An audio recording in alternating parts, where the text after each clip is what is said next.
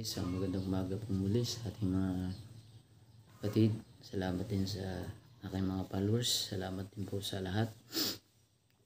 Sa umaga ito, ako po ay nagpapasalamat sa Panginoon na ko niya binangon muli sa aking pagkatulog. Tayo po ay papasalamat sa buhay at kalakasan. Salamat din sa Panginoon na ako ay binigyan ng panibagong araw na aking kapanganakan. Salamat sa Panginoon na siya po ay narito, pinipreserve niya rin ang aking buhay. Aking pong itinatalaga sa iyo, Panginoon, ang aking buhay. At sana po marami pang karawan ang dumating sa akin sa umaga ito. At bago tayo mag-aral ng salita ng ating Panginoon, tayo po ay manalangin. O dakila, mahapaging Diyos ang tanay sa mga langit. Patuloy kong pinapaburihan. Patuloy kang tinataas ang inyong dakilang pangalan, ang kalwalhatian, ang karangalan, ang pagkalubsabat sa iyo, Panginoon. At sa umaga ito, Panginoon, patawarin kami sa anong mga pagkukulang pagkasala. Salamat din sa aking kaarawan sa umagang ito na aking dinadaos, na kahit po ako'y malayo sa aking pamilya, ay nariyan kayo, na patuloy kayong kumakalinga. Salamat din sa mga pagpapala. Salamat sa aking mga kapatid at sa aking mga kaibigan, sa lahat ng mga sumusubaybay sa programa ito ng morning devotional. Nasa Panginoon ang kasi ng iyong Banal Espiritu ang siyang tawi. Salamat din, Panginoon, sa inyong kabutihan at sa inyong pag-ibig na patuloy niyong pinapadama sa amin. Nawang inyong Banal Espiritu ang siyang manguna sa amin lagi, sa aming buhay. Kahit po kami, nailayo kami sa mga uri ng pamakan at uri ng mga kasamaan namin na ginagawa ng kaaway upang kami tuksohin. Salamat sa inyong pag-ibig, Panginoon. At sa umaga ito, Panginoon, bigyan kami ng karungan nagmumula sa inyo sa aming pag-aaral ninyong mga salita, sa pangalan ng tagapagligtas ng Jesus. Amen. Okay, sa magandang ito ay tayo po ay ang ating pamagat ng ating morning devotional ay handa bang sumalubong sa Panginoon ng aking pamilya? Handa ba pong bang sumalubong ang aking pamilya? Sabi po sa 2 Pedro Kapitulo 1, versikulo 11, sapagkat ganitong paraan ay masaganang ibibigay sa inyo ang pagpasok sa walang hanggang kaharian ng ating Panginoon at tagapagligtas na si Jesucristo. Ito po yung ating key-text na sabi po ni Apostol Pedro, sa ganitong paraan ay masaganang ibibigay sa inyo ang pagpasok sa walang hanggang kaharian ng ating Panginoon at tagapagligtas na si Jesucristo. Ito yung pangako ng Panginoon. Sulat ni Apostol Pablo, natin pong hangad din yung ibibigay sa atin ng Panginoon na pagpasok po natin sa walang hanggang kaharian ng ating Panginoon sa Kristo at ating Panginoon at tagapagligtas sa si Kristo. Kaya sa umagang ito tayo po ay napasalamat sa Panginoon dahil sa kanyang pag-ibig. Sabi po rito, hayaang pag-aralan ng mga magulang ang unang kabanata ng 2 sulat ni Pedro. Pinakatawan dito ang mataas na kahusayan ng katotohanan sa Biblia. Itinuturo dito ng ang karanasang Kristiyano ay isang patuloy na paglago, patuloy na pagkamit sa mga biyaya at kabutihang magbibigay ng kalakasan, ng karakter at maangkop na ng kaluluwa para sa walang hanggang buhay. Pribileyo ng mga magulang at mga anak na lumagong magkasama sa sa biyaya ni Kristo. Yaong mga susunod sa mga kondisyong inilatag sa atin ay makasumpong ng buong tulong para sa kanilang mga espiritual na pangailangan at ng kapangyarihang magtagumpay.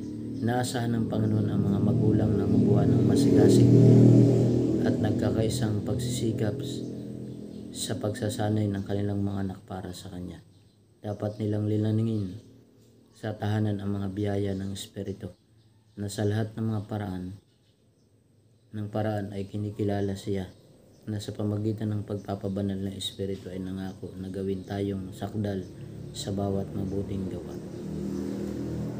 Ang mga tao ba na may taimtim na mensaheng dapat dalhin para sa kaliwanagan at kaligtasan ng mundo ay gagawa ng kaunti o walang pagsisikap para sa mga miyembro ng kanilang sariling pamilya na hindi nahikayat sa katotohanan?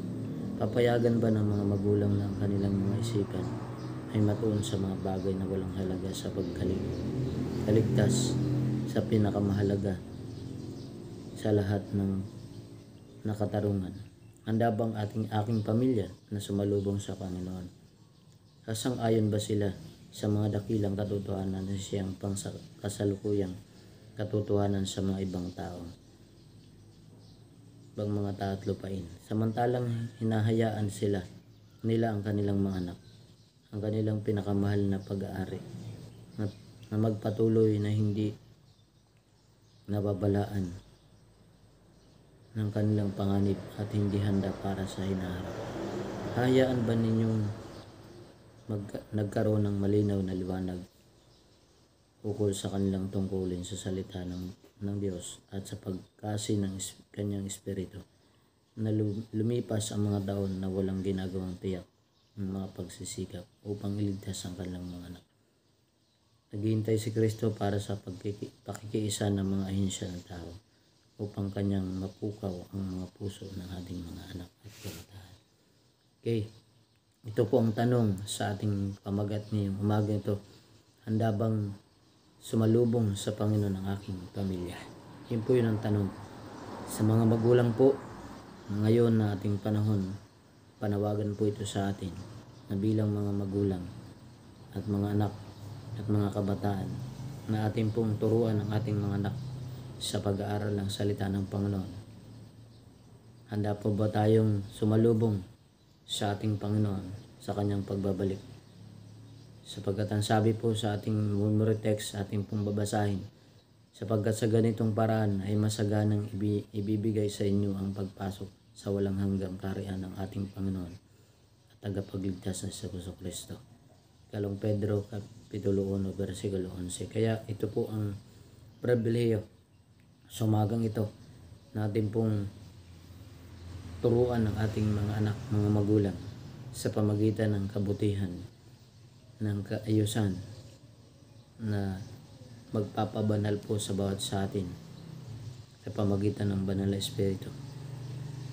Nangako po ang Panginoon na tayo po ay maging sakdal sa gawain o sa mabuting gawa.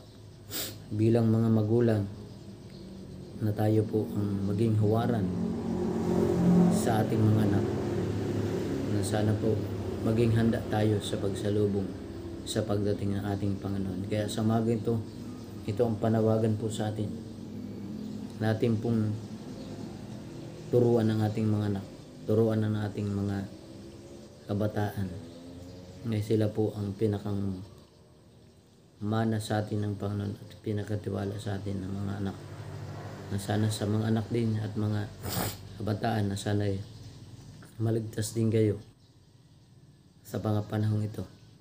Kasi may mga magulang po tayo na pinapabayaan po ang ating mga anak. Sana ito po ay hindi tayo magpabaya sa ating pananampalataya bilang Kristiyano, na handa po sana tayong tumayo hanggang sa pagbabalik ng ating Panginoon. Kaya sa umaga ito, ang aking tanging hiling at tanging dalangin na sana ay magkaisa po tayo na sasalubong sa ating Panginoon.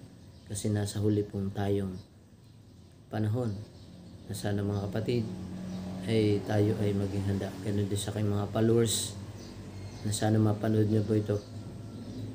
Hindi man ito maging trending o hindi man ito maging viral. Basta makapanood po tayo na handa bang sumalubong sa Panginoon ng aking pamilya. Ito pang tanong sa bawat isa atin. Tayo po ay manalangin. O dakila, mahabagin Diyos ang tanay sa mga langit. Salamat din Panginoon sa umagang ito na inyo kami binangon sa muli sa aming pagkatulog. Salamat sa umagang ito na patuloy kang pinapupurihan, na patuloy kang itinataas ang iyong dakilang pangalan. Ang tanong po, Panginoon, handa bang sumalubong ang aking pamilya sa pagdating ating Panginoon? Salamat Panginoon sa umaga ito.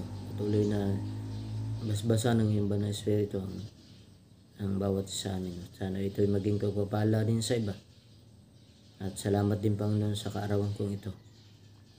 Ninyo kong binangon sa panibagong buhay at kalakasan.